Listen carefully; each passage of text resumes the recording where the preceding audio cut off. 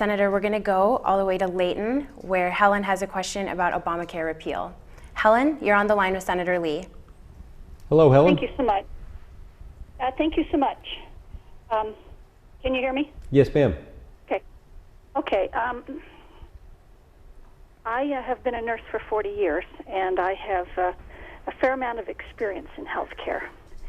And I'm very concerned about what is going to replace Obamacare. We hear people talking about, let's get rid of it, and it does have its bad points. And the main point that is bad is because it's federal government control. And I'm wondering what people are looking at as far as replacing it goes, because there are people out there who need insurance. And the market, if the market was used carefully, then people could get insurance without having the federal government control it. And I'm wondering what's going to be done. Are we going to have lobbyists telling everybody what to do, or is there going to be an actual grassroots market-based solution?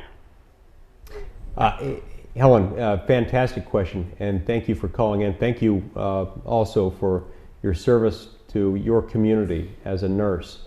Nurses very often are the primary care provider as far as actual patients are concerned. You're the one who's actually carrying out the doctor's orders.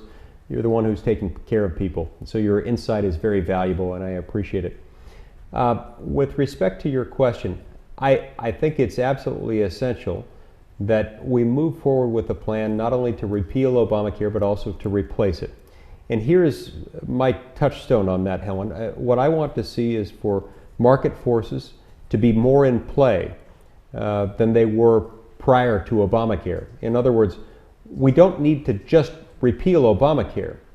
Even prior to Obamacare, the system was very far from perfect. Unfortunately, we went in the wrong direction.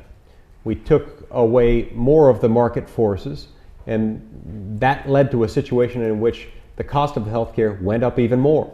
The problem was excessive federal intrusion and too much involvement by lobbyists and by government bureaucrats in Washington, D.C. and elsewhere who got involved with the system, interfered with it, and interrupted with the natural flow of market forces. So, as you suggested, what we need is a system that is more free market oriented than the pre-Obamacare status quo. There are a number of proposals being developed right now in Congress.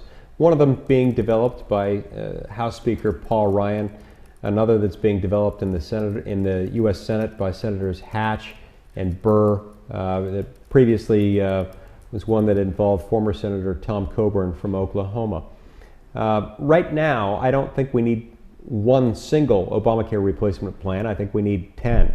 Those need to compete in the marketplace of ideas, especially as we approach the presidential election cycle. And sometime between now and a year from now, I think we'll coalesce behind a single Obamacare replacement plan.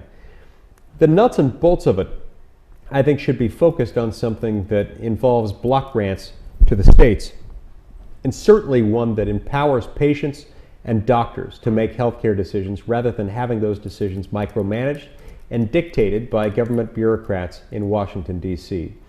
There are some people who advocate the use of tax credits to set up such a system, others that would prefer a tax deduction-based system to incentivize the purchase of health insurance. I'm not yet sure which of those systems will prevail or which one would be best, but we need to simplify and we need to return control to states and localities to make the bulk of the decisions. And no matter what, those decisions need to be made by patients and doctors rather than government bureaucrats in Washington.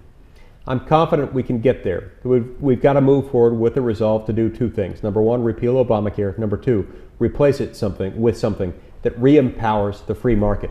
And the reason for that is that's the only way that we guarantee that quality will continue to go up while also controlling costs. Thank you, Helen.